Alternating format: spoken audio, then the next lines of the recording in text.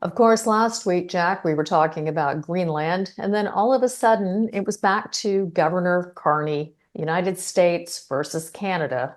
Thoughts on what's going on here? Because both you and I believe Canada and the United States need to get along and need to work together. Tracy, I think I figured out what's going on here, and it sort of amazed me. Canada is a mature nation today.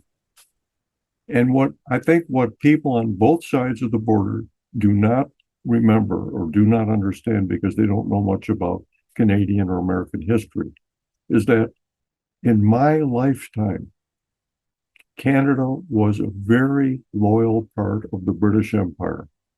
Okay. My father in 1914 was 14 years old. He told me he remembered reading in the paper that Sir Robert Borden, the Prime Minister of Canada, was urging Canadian men to join the army, the British Army, the Royal Canadian Army, okay, to fight the Hun, the new enemy, okay. And he said he was so disappointed that he was turned. You needed to be 16, at least 16. He was 14, okay, and he was working. My grandfather had a farm. My father was working on the farm, so he never did get into the Royal Canadian Army. My mother emigrated to the United States in 1926, and her papers said a British subject. Because there were no Canadian citizens in 1926. You were British subjects, okay? World War II, what happened? Who landed at Normandy? A British army, an American army, and a Canadian army. Who had the toughest fight? The Canadian army, the Royal Canadian Army. Okay, let's fast forward now. This is in my lifetime. Let's fast forward. Canada is now a mature nation. It's concerned about its future, its people, and it's one of the top 5 richest nations per capita in the world, far wealthier than Great Britain is today, or excuse me, the United Kingdom. Okay. Now, when American presidents have dealt with Canada up until now, they've been dealing with a country they perceive as a junior type of member of any kind of alliance and part of the Commonwealth, British, okay, and of course partly French. Okay, this is all gone. Canada is now a mature, independent nation. Of course, it still has a very deep sentimental attachment to Great Britain. Canadian money shows the king. Canadian coins have the image of the king. I well remember in the last few years when the Canadian Navy petitioned Ottawa to restore their name as the Royal Canadian Navy. Okay, so there's deep sentiment in Canada for Great Britain, but Great Britain is or should be part of Europe. It's no longer dominating Canadian thinking or emotion. Okay, Canada is an independent country. Prime Minister Carney is a man who's saying, "I've got to do what's best for Canada." I'm joking now. I'm going to say so. His philosophy is make Canada great. Sound familiar? Okay. Now let's cross the border to our friends in Washington. They perceive Canada as, it's a junior member. It's a sibling rivalry. It's a small country. It doesn't matter. It's not a small country. It's a very rich country. They don't see this in Washington. You know how much trade there is between Canada and the United States? More than $3 billion a day. Okay. I don't think people in Washington recognize that when Prime Minister Carney gets up in the morning, he's thinking, what's best for Canada?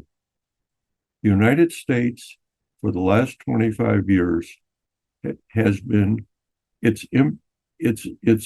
power in the world militarily is still dominant, but its influence has been declining for 25 years. 25 years ago, the United States decided we'll let China into the World Trade Organization. Why? They'll never achieve anything, and we can convert them to a liberal democracy. You remember this story? By giving them the benefits of world trade. 25 years later, these same people are saying, "Oh my God, that was a big mistake," because look what's happened. The Chinese have become an equal power financially in the world. Okay, and now they fear their military might for some reason. Okay, Canada is not a satellite of the United States. Canada is an independent country, a rich country, and it's going to choose its own path. This is what's got the United States going. They're losing their baby brother. That's what this is all about. And I have to tell you, I was absolutely stunned to see that the US government has made another investment in another capital market company, USA Rare Earth. What do you think about the American government getting more involved in rare earth supply chains directly as an investor? I think it's a very bad idea, Tracy, because I don't think American government has enough knowledge and experience in the field of critical minerals to be making such vastly expensive judgments. I believe it, and I know you know this is my thinking, that the U.S. government believes you solve all problems by throwing money at them. This is not right. They shouldn't be involved. The private sector chooses companies to support because their due diligence on these companies, it tells them that they have a high probability of success and that therefore the investment will return a profit. Government doesn't think like that. Government says, well, we think the country needs X. Therefore, here's a guy who says he can produce it. We'll just throw a lot of money at him, and then we'll go on to the next thing. This is not the way to use capital. Okay, so this marks the largest U.S. investment in the sector to date. Last year, we saw them invest in MP Materials, Lithium Americas Corp, and Trilogy Metals. But I want to just go back to the U.S. rare earth for just one more minute. I read that they're going to be investing in the Oklahoma magnet plant. Now, did the U.S. government not already invest in vacuum schmelz? And would this not be a conflict of interest? Well, not really. You see, the Bakumschmelz investment was made by the Department of War. The USA Rare Earth investment is coming out of the Department of Commerce. So this is not a competition among them. They both have budgets for this type of thing. And you may be right. Perhaps in Washington, it's a urinating contest between departments of state, who can give away money the fastest and how much. I really don't know. I'm aware that the U.S. State Department has a huge fund for this type of thing. And of course, Commerce is giving 1.6 billion, so they have a lot of money. And we know the Department of War budget today is $1 trillion. Okay, so these fellows have a lot of money and they need to find something to do with it. As you well know, in bureaucracy, you have to spend your budget in the budget year, because then you can ask for more the next year. You don't want to have anything left over, and they're certainly doing a good job of getting rid of it. Okay. It also looks like the government is getting involved in expediting things like speeding up deep sea mining permits. Mm-hmm. We've talked about deep sea mining permits again. Any understanding on why this has received heightened urgency? Well, the problem with deep sea mining is that it's theoretically under the control of the International Seabed Authority, a UN entity. Okay. However, nations like the U.S., which are large and powerful, say, you know what? our territorial waters extend to 200 miles beyond our shores. Whatever we do there is our business. We'll let you know we're doing it. This is not what the Seabed Authority likes. And what I'm saying to you is, is deep sea mining, as you're characterizing, a good idea? Probably, okay. But the politics are so intense that's the big problem. That's what's held up investment, okay, in this, because private equity is saying, hey, you're getting involved in international politics when you try to mine the seabed. And so we think that's too much risk for our capital. That's why they've been very reluctant. It happens. Japan as a nation is investing a great deal of money in this in their territorial waters. The Cook Islands, which you may have never heard of, a little tiny group, 14,000 people between Australia and New Zealand, it has said to the International Seabed Authority, they didn't sign the UN agreement. And the Chinese, American companies, Dutch companies are already bringing up samples from the Cook Islands territorial waters. So what I'm telling you is, if I were an American investor, I'd be very cautious about investing in anything in American territorial waters. Okay. And it's so complex. The problem is politics. It's politics. We know how to mine the seabed. Do you realize how much oil comes from deep sea? Okay, we know how to extract minerals wealth from the deep sea. The problem is politics. Okay, it's not a good investment in the short term. Speaking of politics, Brazil was in the news, of course. Preliminary talks between the Trump and Lula administration are exploring a rare earth alliance, part of negotiations over U.S. tariffs on Brazilian steel. Now, this was very favorable news towards Brazil. Again, Brazil seems to be the friend of Trump, and they were talking about how they have the world's second largest rare earth reserves. Is that correct?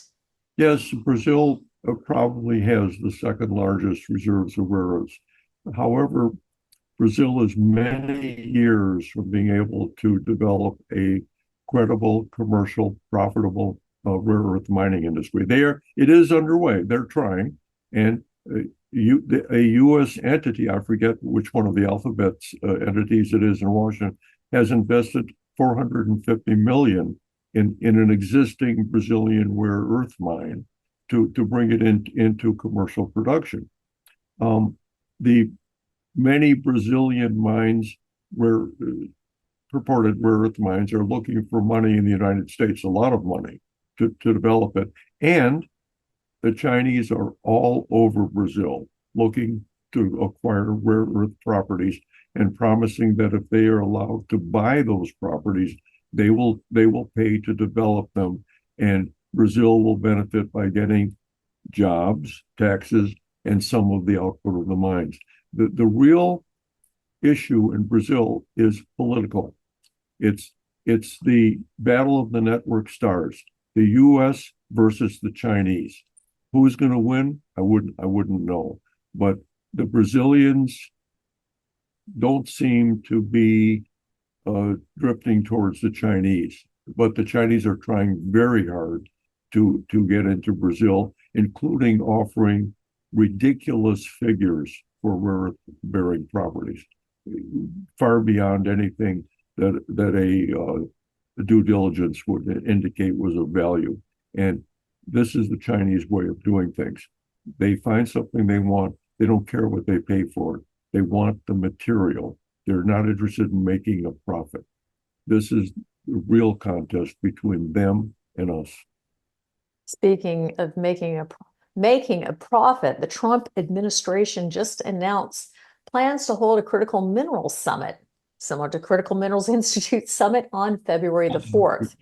Secretary Rubio will welcome partners from across the globe to the State Department for the inaugural Critical Minerals Ministerial. Any comments on this? Are you planning on attending?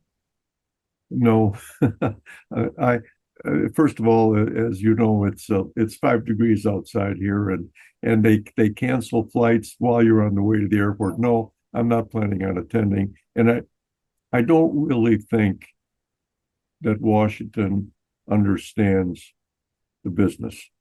So just to hear them talk about it is of no interest to me. All right. We had a lot of big deals. In fact, I thought this was the most disruptive news for last week's news headlines, personally and professionally, was the deal Energy Fuels made with Australian Strategic Materials. Can you talk to that deal, please? Well, if it's a very good deal for both companies because the ASM has a wholly owned subsidiary in Korea called Chiron, I believe. That plant can produce between 300 and 600 tons of rare earth magnet alloys a year right now. And that plant had delivered last year 20 tons of magnet alloy to Neo Performance Estonian plant and 10 tons to Vacuumschmelz plant in Sumter, South Carolina. So they actually had commercial production, and their samples not were not kilograms and grams like so many American companies think it is something of value.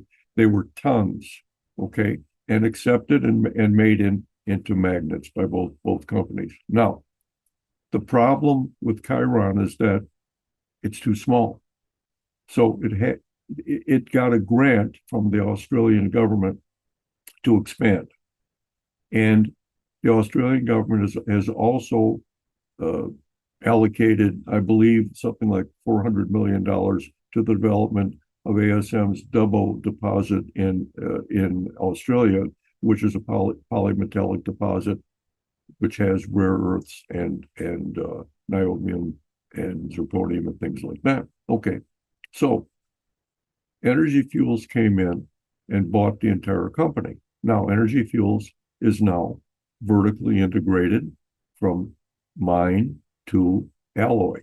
The next step would be making magnets. Okay, I don't think that Energy Fuels is going to be in the magnet business, but quite frankly, I spoke with the president of Energy Fuels, and he said, uh, we did pay quite a bit of money, and by the way, they paid what's equivalent of 5.6% of the equity of Energy Fuels for uh, ASM. That's where the number comes from, the price they pay. Okay, because Energy Fuels has a $5 billion market cap. Think about it, quite a bit. So Mark Chalmers, the president, said to me, the Australian government is still committed to helping us finance the development of that. It's not like we have to put out $1 billion to develop these. It further, the Australian government is pitching in up to about half of the cost. Now, I made the point that Energy Fuels now is the first company in the Western world actually integrated and operating from mine. They have 3 mining sites of their own, and they are buying feedstock from selected sources already to magnet alloy. There's only one step left. That is making magnets. Now, there is no other company in the Western world so vertically integrated. None. Okay. And there never has been.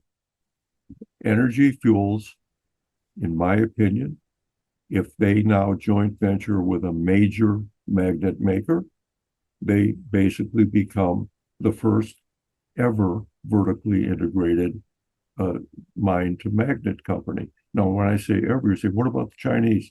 The Chinese do not have vertically integrated companies of this type.